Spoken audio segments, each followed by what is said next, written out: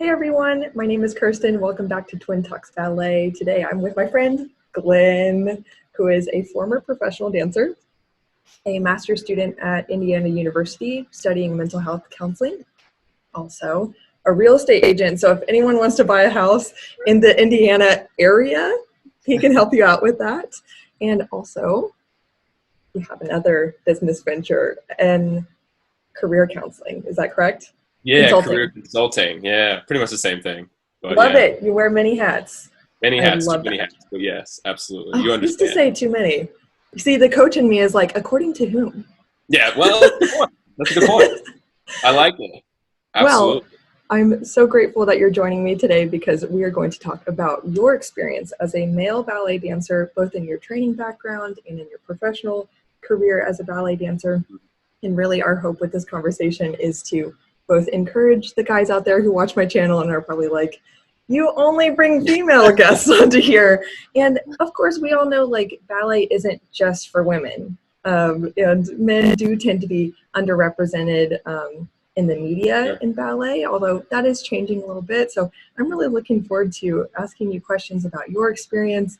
Of course, like you and I talked about before, and I'm sure everyone understands who's watching, like this isn't, we're not asking you to like speak for all of the guys out there because everyone's experience is so different, but I have no doubt you're going to have some very eye-opening things to share, both for us ladies out here who are just curious about like, what is it like to go through this same path, being a guy.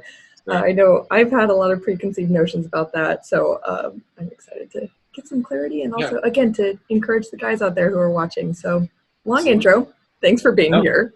I really appreciate, first of all, I just really appreciate you having me. Absolutely. I remember reaching out to you, I think it was maybe 6 months ago, and you were so kind and so welcoming, and I have absolutely loved getting to know you and hearing your story as well. So thank you so much. It's an honor to be here. Thank you, Glenn. Well, first, how about let's start out with your background in your training and your professional background as a dancer. Tell us about your story a little bit. Yeah, sure. Okay. Ooh, where to start? I know. Oh, man. So I started dancing when I was 10 years old. I kind of did a little bit of everything. So I played all the traditional sports. I played football, basketball, baseball, and I danced at the same time when I was younger. So it wasn't necessarily something that I took seriously at the beginning stages of my career, if you will. I took tap, hip hop, jazz. And I had a lot of fun with it, but I think it was every single year around the summertime when my friends were outside and when it was getting warmer, I was like, I don't want to do this anymore. But my sister danced, which is how I got into it. And so my mom said, you're going to be there anyway. So, watching her, so you might as well keep doing it. So I did. I kind of just stuck with it year after year. And then when I was 15, I went to one of my teachers who I love dearly and said, I think I actually kind of like this dance thing. What do I do about that? And she said, well, if you want to be a dancer, you need training in ballet. And I mean, I maybe had taken a few ballet classes, but I wore basketball shorts and football jerseys to ballet or Love dance. it. You know what I mean? Like it wasn't something I ever envisioned pursuing at all in any capacity. So at 16, I went to this Russian studio in Carmel, Indiana, called Indiana Ballet Conservatory. And I just fell in love so quickly.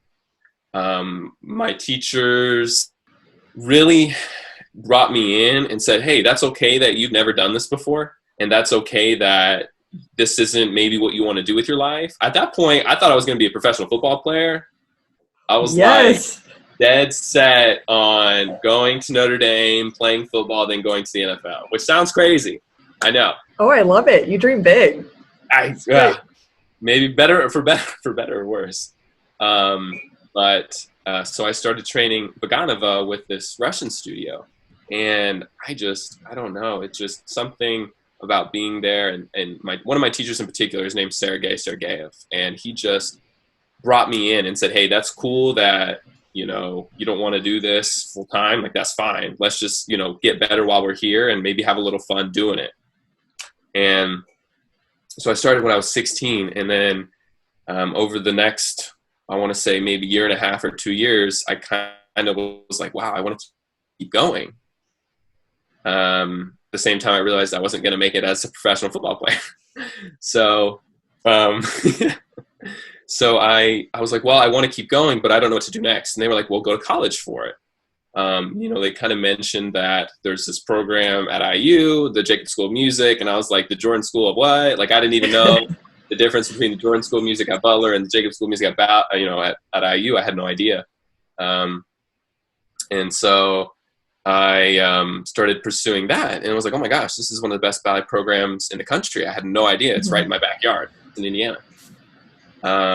And so I went to IU and trained there for 3 years, Balanchine. So it was very different from what I had done previously. So different. But also so amazing and so fun in such a different way. And just kind of fell more in love with it. Same thing with my teachers, and I kind of got both aspects, right? So I got the aspect of college and being a full-fledged college student, and then also the aspect of, the arts community and the Jacob School of Music and everything that had to offer. So it was really cool because I had the best of both worlds. Mm-hmm. And then as a sorry, this is a really long answer. Well, I mean, it's your life story. In short, it's a lot to condense. I'm loving it. Please continue. Cool. And then as a junior, I was like, well, I mean, in throughout college, I had kind of decided, like, okay, now I want to take this seriously. I want to be a professional.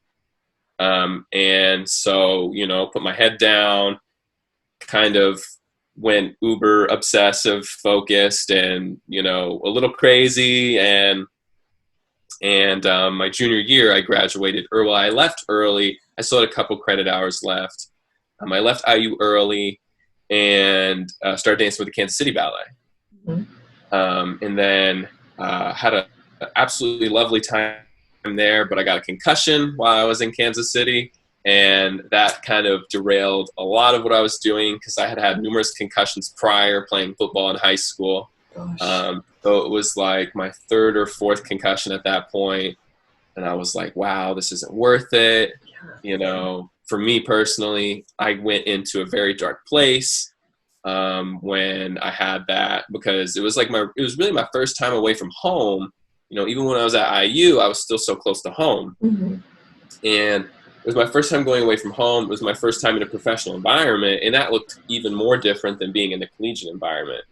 Where in college I had the college aspect and I had the arts aspect. So it was like I said, the best of both worlds. But at Kansas City Ballet, it's all that. Just ballet, yeah.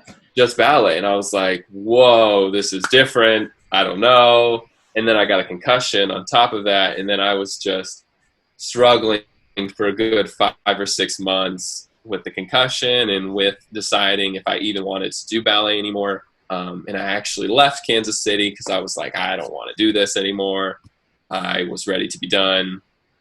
And I had a lot of other interests. And during that phase of my life is when I became interested in mental health. Mm-hmm. Because I got diagnosed with anxiety and depression and all these things during that time. And, it had me researching a lot. I was like, why? I don't understand. I've always been a really happy-go-lucky person, super motivated all the time. Why do I feel this way? Why, and I was just so confused. And through trying to figure that out, I actually fell in love with this idea of helping people with that. Mm-hmm. As I'm sure you understand that aspect. Yes. And also just within the arts community in general, it may not be quite as mainstream yet, this idea of sharing mental health and this idea of seeking resources for mental health, as it is becoming more so in other sports like football, basketball. You hear about more athletes coming out and telling their story. But in ballet, I feel like maybe they're a little behind the trend there. Mm-hmm. And so I was like, well, I want to be a part of the movement that changes that. And so that's when I became interested in mental health. I went back to IU to finish my degree, and I was at IU And Vicki Liris of Indianapolis Ballet called me and said, "Hey, what are you doing? I need a guy." And I was like, "Oh dear." Like, I've been out of it. I hadn't really danced for 6 months because of being injured, and then I'm going back to school. I hadn't danced at all. But it was this weird like urge and like this motivation that I hadn't had in so long just kind of came over me again. And I was like, wow, okay, I really maybe want to give it another shot. So I did. I started working out. I started some class again. I took like 3 classes. I auditioned, and I'm very blessed to have received a job when I did. So I started dancing again, and I was with the Indianapolis Ballet for, 2 years, 2.5. I really don't remember, to be honest. It feels like it just happened. What is time anymore? What is time? I don't know. What year is it? What day is it? Completely relative. Right? I hear you. It's so weird. But I started dancing with Indianapolis Ballet again, and also Balanchine, and so it felt familiar, and it felt good to be close to home again. Yeah. So, did that for the past 2 years, but also had all these other interests like the mental health counseling, and then the real estate, and I just did it while I could, and kind of came to a point where I was like, well, I feel like I've done everything that I want to do, and was ready to just kind of move on. So in a very, very long way of getting there, that's kind of been my background and my training, and then how I got here. So well, I'm so grateful you shared that in such detail, because personally, I just get so excited to hear other dancers' stories, especially when dancers like you include details of other aspects of their life outside of just the facts of, I went to this school, I got into this program, I got this injury, and then this happened, and then we're here.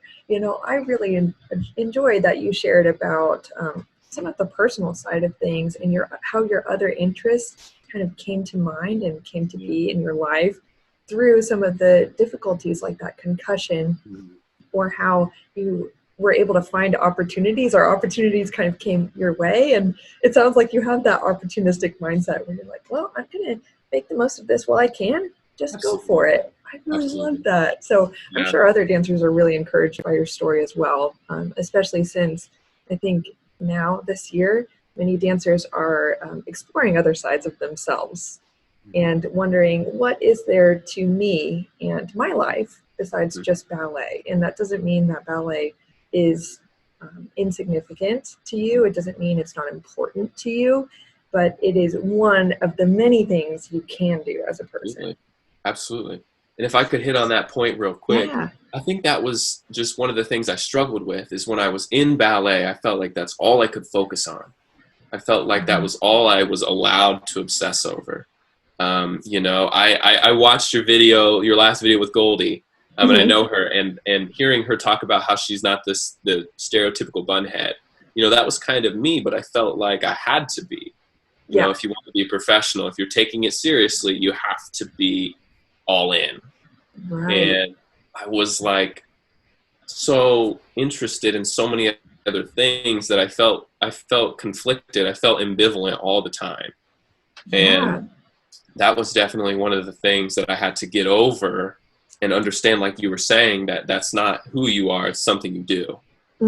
Absolutely. I almost have this like theory too about how, how people who are trying to pursue this very extreme goal, and with what research is coming out about willpower, and how if you try to exert yourself using your willpower to accomplish a certain goal, then you will face so much more resistance on your path to achieving that goal. And so it's almost like, in order to achieve this crazy thing that is a ballet career and getting pretty far into that, you almost have to, in order to make it feasible for yourself, adopt this very black and white way of thinking where, like for instance, if you have certain fitness goals, sometimes it is much easier to just like cut out certain food groups. I'm not saying I recommend that, but I'm just saying it is easier just to kind of separate yourself from a possibility that could drag you down. And it almost seems similar with ballet. It's such a difficult career. And so many people around us are like all in, Mhm. that Right. it's either very, it's just easier to confirm. So anyway, I think my point is simply that though it would be more representative of your true self to acknowledge like all your other interests and Mhm. to entertain those while you're pursuing a professional career, it's quite honestly simpler just to have that one track mind while you're in it so that you could be most effective at it. Even though, Mhm. is that ideal? Maybe not. But I think what you shared is kind of an experience a lot of people who have multiple interests experience for sure. Yeah, absolutely. It's a back and forth pull, and it's like you said, it's kind of like a double-edged sword in a way. Where you're not necessarily being your authentic self if you're pushing away these other aspects of your life that you're interested in, that you feel passionate about. But to be this amazing professional ballet dancer that you want to be, sometimes it takes that not being able to look at everything you want the way you want to. So yeah, you're absolutely right. It's difficult. It is, it is. Hey friends, I want to briefly pause this video to thank our generous sponsor of today's video and many others on this channel, which is balletok.com. I'm so grateful for their ongoing support, and I want to let you know how you can support the sponsor that keeps this channel going so that I can continue to provide free content for you dancers out there. And the way you can support them is by buying Zerly tights through the balletok.com website.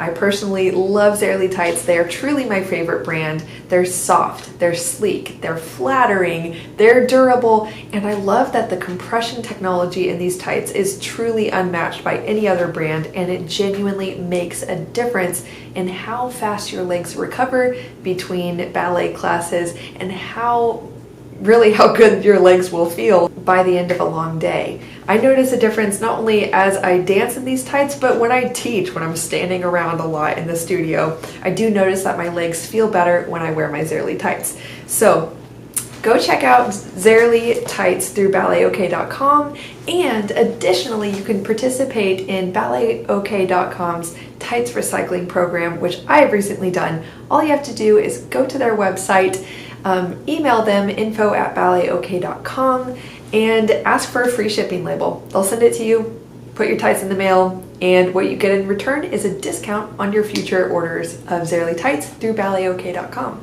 Speaking of discounts, I have a discount code for you down below in the description. So what are you waiting for? Go try these tights. You will not regret it. And thank you again, balletok.com, for sponsoring this video. Well, next, I would love to ask you about just some challenges that you personally faced in your training and your career as a male ballet dancer. Maybe some challenges that you've also seen some of your other male peers experiencing as well. Yeah, that's a great question. I think one of the things that's been most challenging is finding the balance between strength and ability. And this isn't necessarily mentally, something that was challenging. This is just like the actual aspect of that and the physical aspect of it. What was most challenging for me personally, just because I had this background of being a football player, and I had this background of like, get big, right? Lift weights, be strong. And then I started doing ballet, and they were all like, whoa, whoa, whoa, chill. Like you need to calm down. I remember when I was at IU, oh my gosh, I used to get yelled at because, not necessarily that I was too big, but just that like, it's not the aesthetic. And I think that's probably where I'm going with this, is like fitting the aesthetic is so difficult. And I feel like for a male, there's not necessarily one stereotype or one aesthetic to fit. And so I was challenged my whole life, my whole career, and trying to figure out what that was. And especially with my background, I couldn't ever really figure it out. How do I balance what I know and what I've been taught? But what I've been taught, I don't necessarily, if I don't lift, I want to be able to make sure I make everything look easy with the lifts and, and the girls. And I've even lifted guys sometimes, like I've lifted a guy one time. Did you actually? That's I awesome. did. I did. Yeah. Okay, to be fair, it was with my friend. We got a bar. It was like the third technique class of the day at Houston Ballet, and like everyone was just like, at that point, like you feel like half of a human being. Maybe your mind isn't even there. And we had this teacher who would just like enable us to do like really silly things like cartwheels on point. Probably should not be sharing this. Whatever. That's the best part about the video. It's so fun. And at one point, I don't know how things escalated to this level, but my friend and I took out a bar, and one of our guy friends like held on to the bar, and we both lifted it. There's video evidence somewhere out there on the internet. Wow, yeah. I'm gonna have to see that. At that point, I was like so scrawny too. I don't even know how it happened. That's impressive. That's really impressive. Somehow, some way. Oh my gosh. Anyway, back to you though. It did happen. It did happen. Yeah. So, yeah, that makes a lot of sense that there would be that desire to be able to lift very easily and to really be fit in terms of like just being an athlete, you know, but then also being a ballet dancer and having opportunities to dance on your own, you know, because of course partnering is a big part of a male dancer's function in a ballet. Absolutely. But it's not the only function. So I imagine I've actually seen guys who are super buff, and it's something the audience will always comment on, like that guy. He seemed kind of more like a football player. Yeah, exactly. Ironically, that's what people say. So that's a really interesting. It's definitely not something a lot of women have to deal with. So sure, yeah, that was definitely something that I struggled with, just figuring out what that looked like and what that was. And then I would say the other challenge was probably, you know, there was an aspect of when people always said, "Oh, guys have it easy," which I know you're going to ask me, so I'm not going to get too much into yet. Oh, no, get into it. We can get into it now, please. Okay, this is what I'm here for. Okay. And but it kind of segues into my answer. Yeah. And people always say guys have it so easy, and I'll admit, I personally believe through my experiences, you know, I can't speak for everyone. Through my experiences, I do think guys have it easier. I will admit, you know, I would never, ever try to tell a woman that we have it harder or like that it's more difficult, because I truly believe, at least with what I did, that I would never want to be on point shoes. First of all, let me just say, I would never want to be on point. Thank you. Oh my gosh. Absolutely not. Hands down to all of you ladies out there. You guys are killing the game. Not for me. No thanks. Like, I don't know how you guys do it. Your feet all look broken all the time. I could not do it. They feel broken all the time. Not really. Sure. But it could be fun though. But anyway, please continue. And that's the beauty of it, is you guys make it look easy, but it looks so painful. I would never want to do it. But I think through that, it adds a little bit of pressure on men to, you know, to perform to a level where we make it look that way, like it's not hard. And I think because of that, I don't know, because of the fact that I believe women have it easier, I think there's a little bit of pressure on me, if that makes sense, to make it seem like that's the case, right? Like this whole, you know, when I was growing up, people used to tell me just be a pretty tree, right? That was kind of my thing.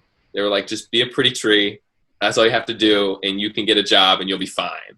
Oh my gosh! It was that simple, right? And maybe I have gotten luckier, and it is. I mean, it is easier. It's simple. It's math. It's like there are less men than there are women. It's economics. You know, it's literally that's all. Supply and demand. Supply and demand. Less men want to dance, so it's easier to get a job. Like that's just the way it is. But it's still hard. And so I think there's an aspect of in the back of your head, you're like, well, it's supposed to be so easy for me, but yet I can't do it.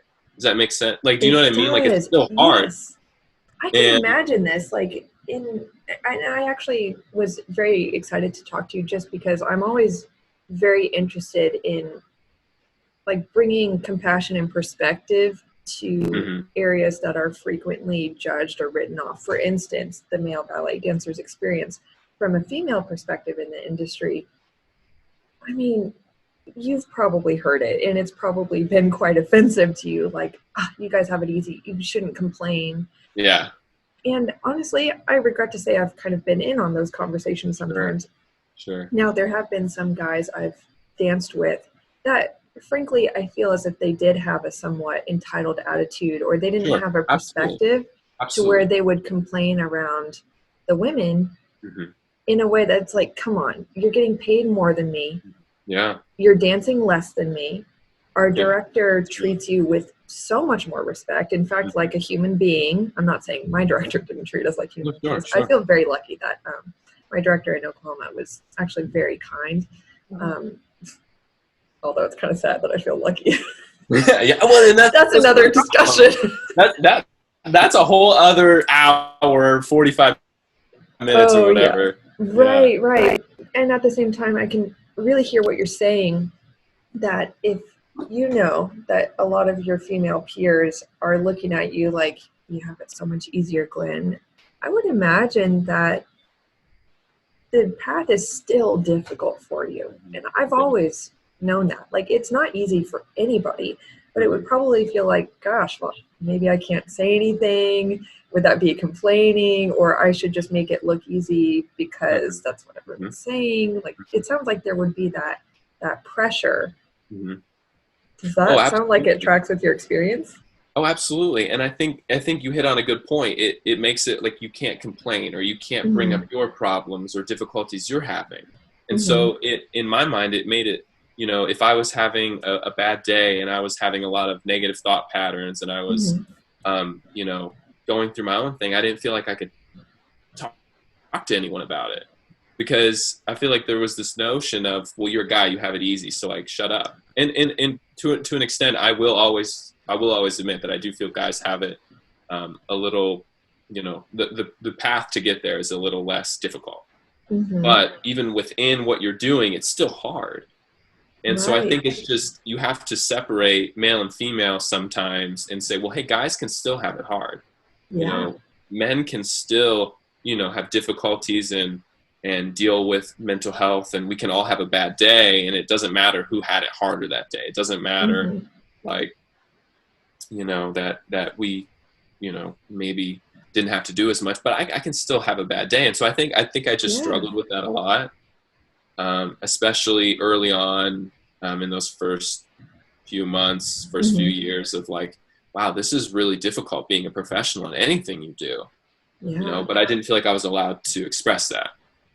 Yeah, I'm so glad you shared that. And I would love to ask you, like, how do you think more of your male peers, or not your peers, we're both former professionals here, but how do you think guys who are watching could actually handle those feelings kind of with grace, in a way, if I could put it that way? Like, say they're having a rough day, which you're so right, like everyone is going to have tough days and everything. And just because like you might have it easier in the realm of getting a contract, sure, doesn't mean you're not a human being. And that's also why I've been so interested to have this conversation, because I'd love to be like, hey, ladies, maybe we can help,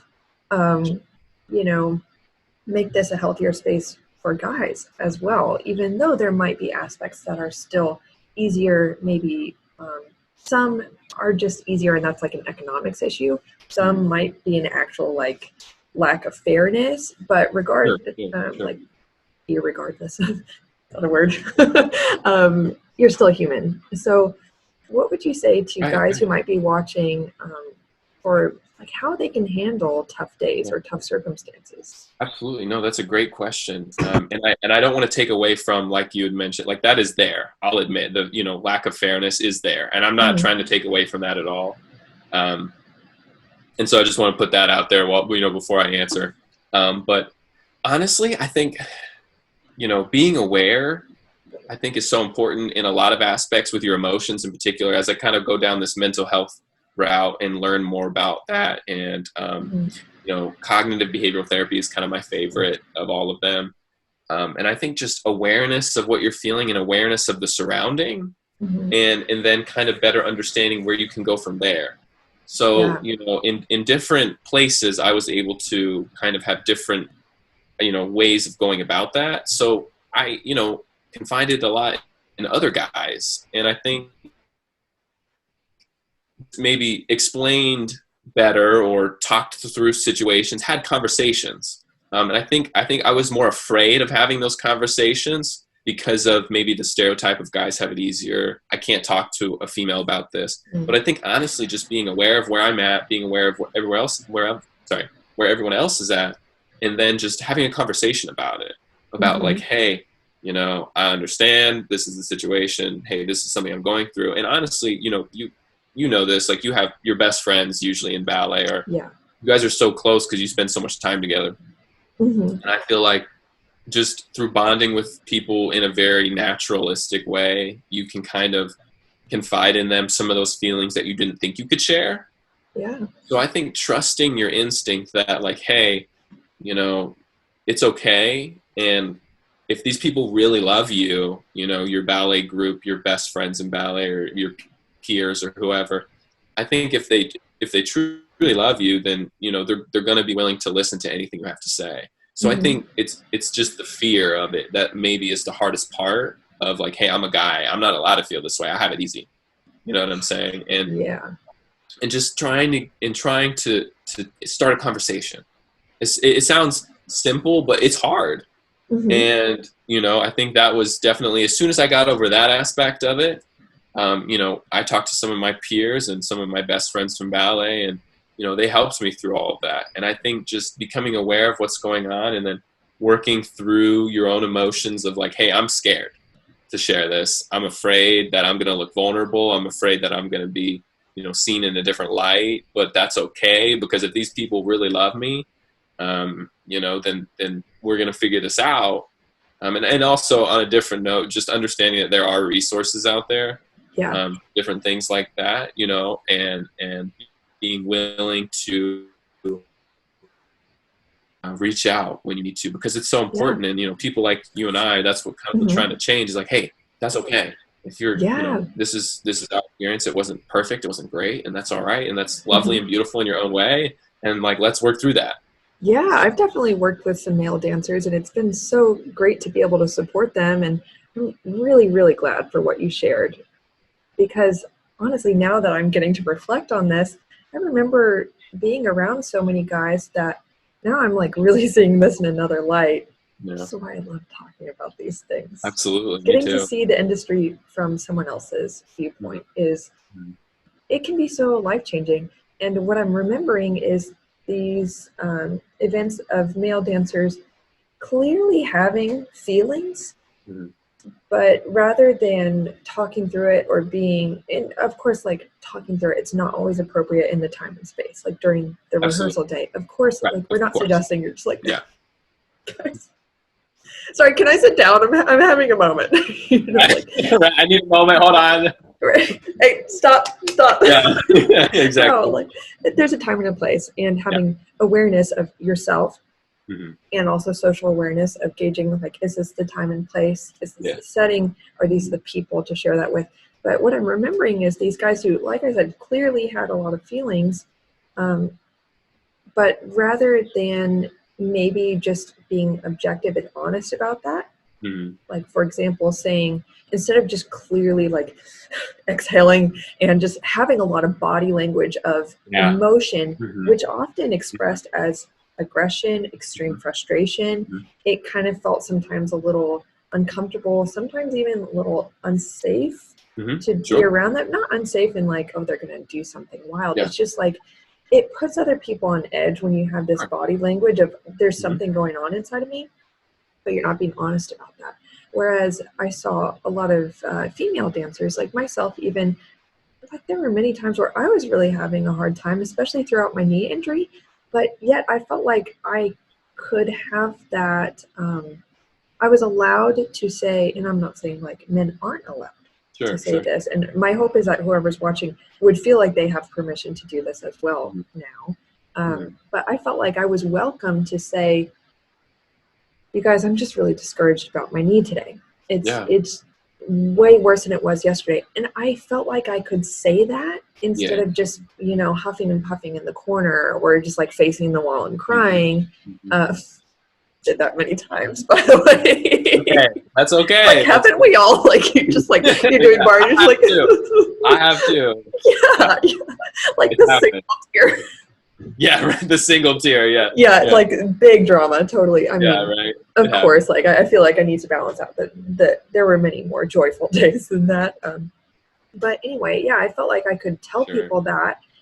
And so there was awareness of what was really happening instead of just that expression of the emotion that was kind of confusing. And then people, you know, when someone's kind of behaving in that way or displaying that, it can kind of feel like, I don't know how to react to you right now.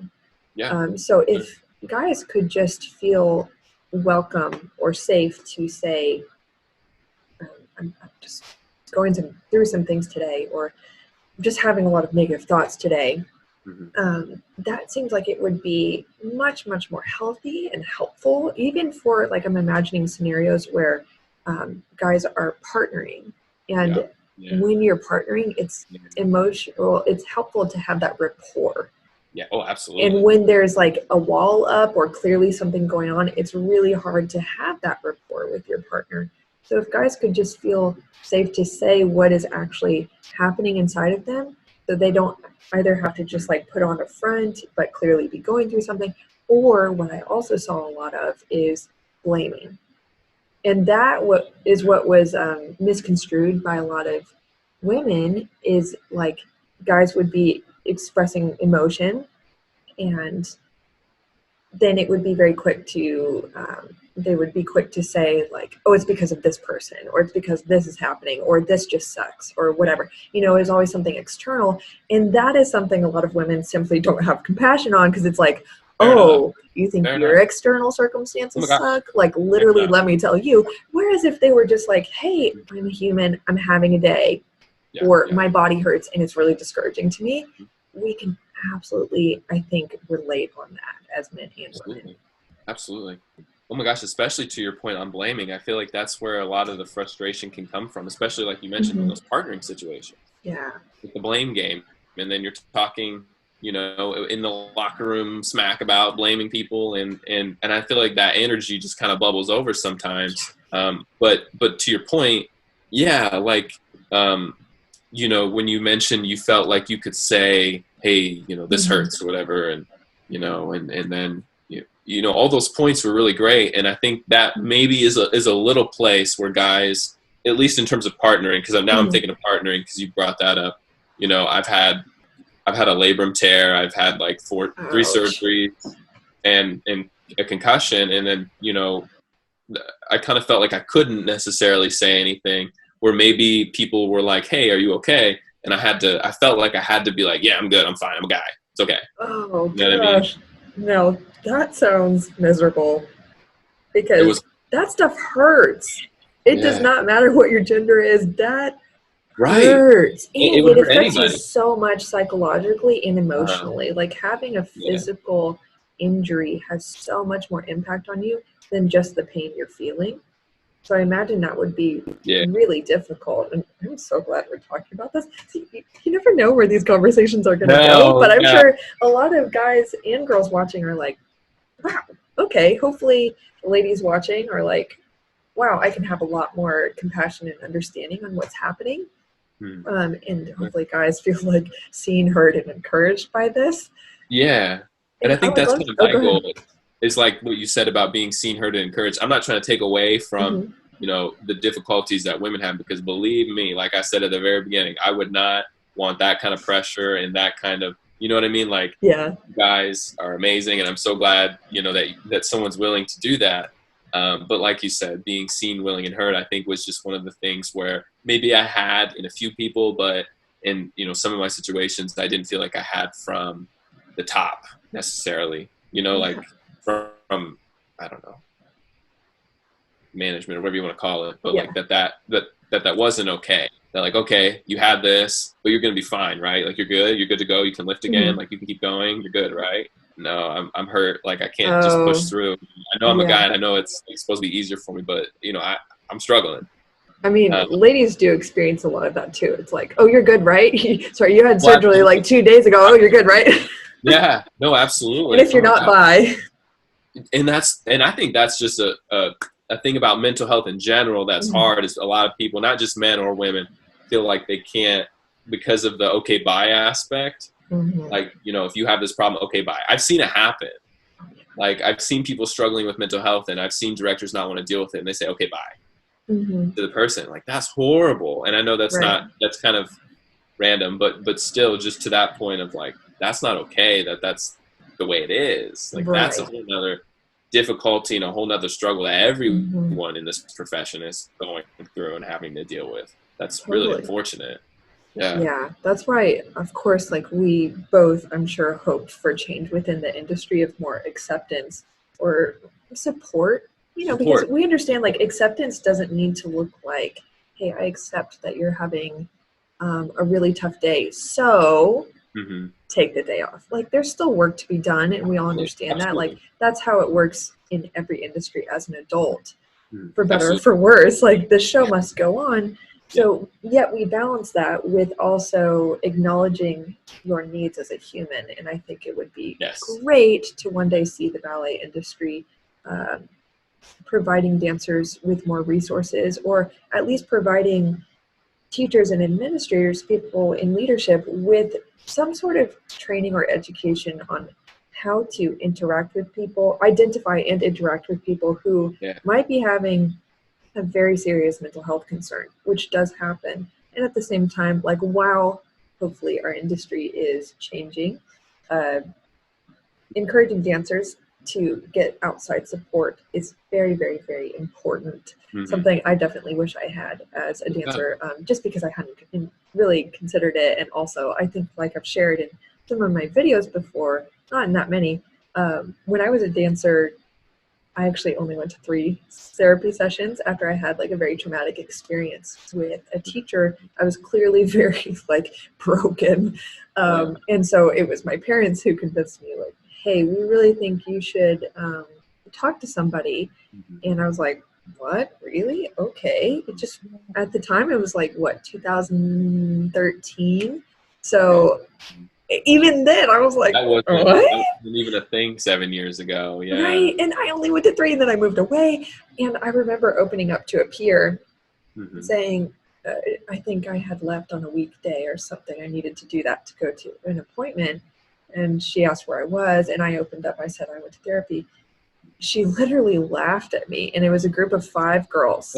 And she laughed at me in front of them.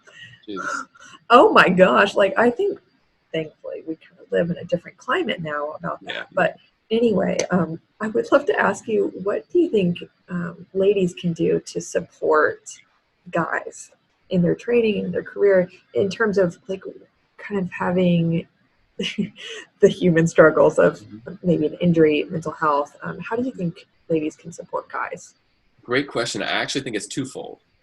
So I think there's also a lot of responsibilities. You kind of hit it on the head earlier when you talked about blaming and placing expectations on other people. I think it's up to both parties to be aware of everything going on, and of both to just be willing and able to have conversations, more open dialect. About their experiences and about this. Like, this is our environment that we're all going to be in together, and we're in this together. And so I don't necessarily think it's one or the other. I think it's really both people just being willing to come down to that human aspect that you keep talking about of, hey, we're both going through this together. This is hard. And, building that relationship and that rapport up from there. Because I think a lot of women do a fantastic job of, I had wonderful experiences where ladies were like taking care of me when I was out, when I had my shoulder surgery, they were like taking care of me, so like I have had amazing experiences, in so many females that I'm so thankful, to have in my life, especially in the ballet world. And so I think that it's not necessarily one-sided, and I don't know that there's a perfect answer for that. I think it's a lot of both. Both parties being willing to be compassionate or to one another, and being aware of the situations. I keep coming back to awareness, just awareness of the situation, awareness of like energies in the room, awareness of where our thoughts are, and being very transparent, I think, with those. And even for guys, I think it goes a really long way. Like, even if you have that awareness in your mind of how a girl might actually receive what you're saying, like what that might mean to them, that's really important to have.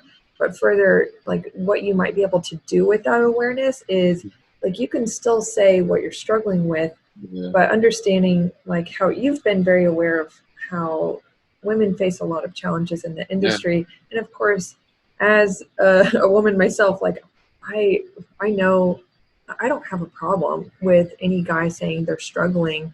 I don't need them to be like, I know you have it so much. I know you have it so much harder, so I can't struggle. Like, of course, I have a lot of compassion for everyone struggling at some point, or having anything that they want to say. I can kind of filter through personally what that guy might mean, so I don't really take it offensively. But what a lot of guys I think they can do is just to maybe acknowledge, like, if you feel like the woman you're talking to or the girl you're talking to might be defensive or might not want to hear what you have to say, acknowledging how they might receive it. Like, hey, I know you guys struggle a lot, or I know you guys are treated this way, but I just want to let you know, or someone know, like, I'm feeling this way. And that's not to kind of say that you're not struggling, but I just want to be honest. And so to have that like acknowledgement, transparency, that opens up that space for honesty, I think, for ladies who do feel like they have that mindset of, well, you're not allowed to struggle. Which, ladies, let's be a little bit more empathetic. I mean, at the same time, we do know like there are some things that just aren't fair, and so I'm not saying suck it up. I'm not, like ignoring that, but at the same time, like if we are to have a supportive, harmonious kind of relationship, everyone has their own struggles, and to acknowledge that and to open up conversation can be really, really awesome. So to wrap this up, I'd like to ask you, what advice do you have for the guys watching out there who are in their training or already in their careers? Oh, I love that. Wow. What advice? Keep going. If you love it, if you have a passion for, making it happen, then do it, but also be aware of your emotions all the time and be aware of your thought patterns and where your mind is at, because it's really easy to get carried away really quickly. And then, you put your mind on the back burner, and then maybe you get to a place where, you're like you kind of mentioned earlier, you feel like you have this ego about you, or, you play the blame game, or maybe you explode and have a bad day, which happens to everyone. But I think it can happen, to a point where it's at least, you're acknowledging like, hey, this is happening, as opposed to just allowing that to come off of you. And like you talked a lot about body language, and that's really important too. And so I think giving, whatever your passion is in life, especially this professional ballet, giving it all you have, but also still being aware of the human aspects of like your own hierarchy of needs, you know what I mean, kind of thing. But just focusing on, allowing yourself to feel those emotions, and allowing yourself to sit in that space, because when you don't feel like you can is when you kind of allow it to kind of, bubble up, and then maybe have one of those instances where you come off in a negative way, and then it breaks that harmony that you have maybe in a partnering situation, or maybe just in the studio, and understanding that like it's okay if you have these thoughts and these feelings. It's okay, and there are people to talk to.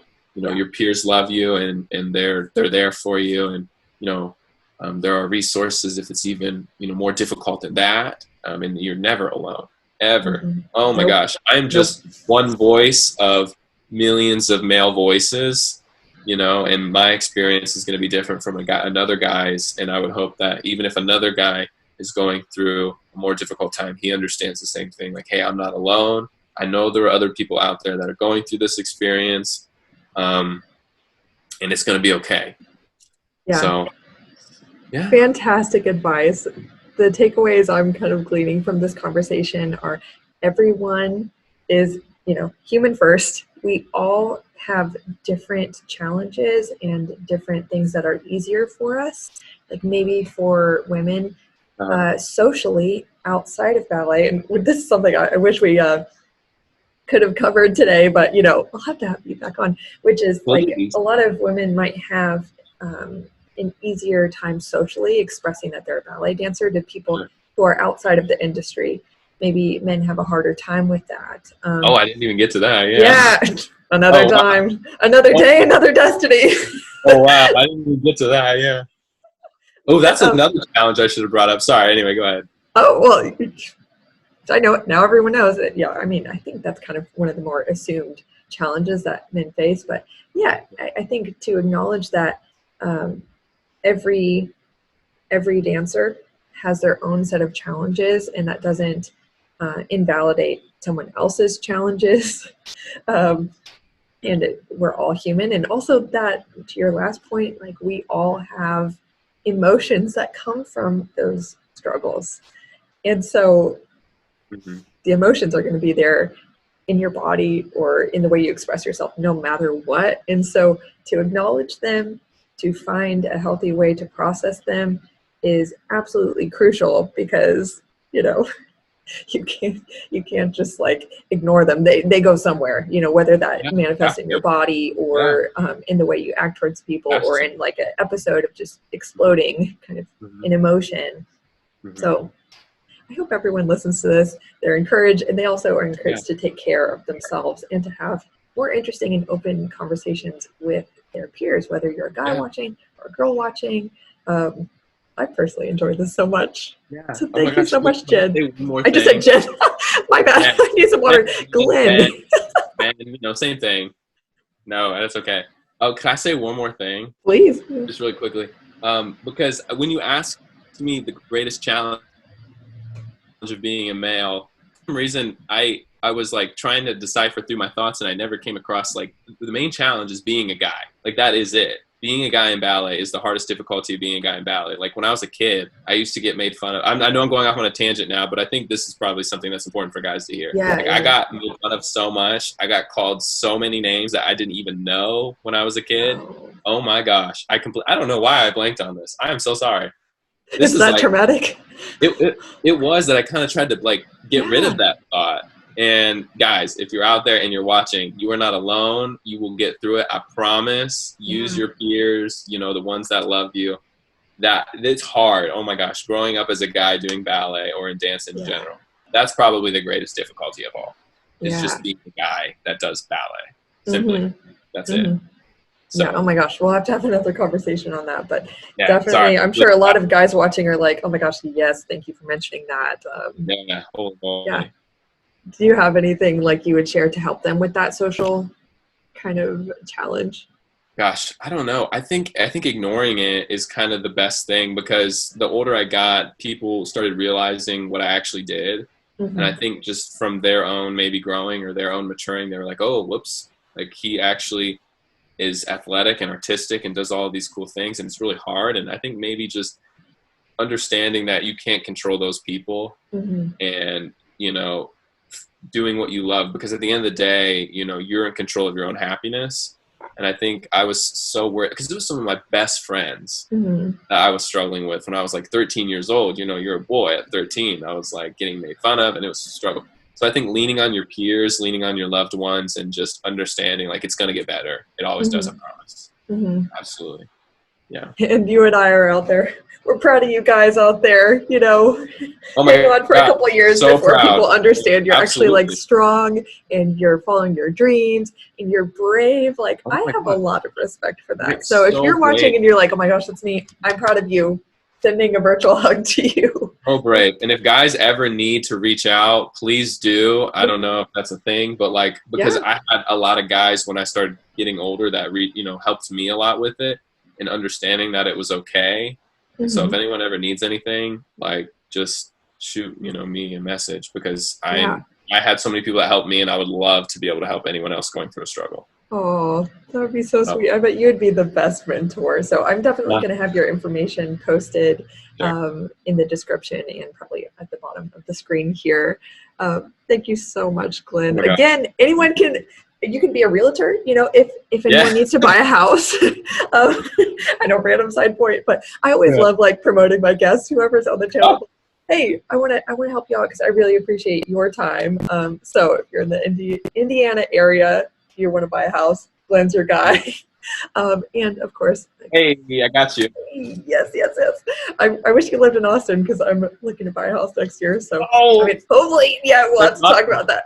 yeah, absolutely. Well, Yeah, thank you. I really again. appreciate it. It was an honor being on your YouTube channel. Thank you so much for having me. I really appreciate it. Well, thank you. I appreciate you. Well, and thanks to everyone who's still watching.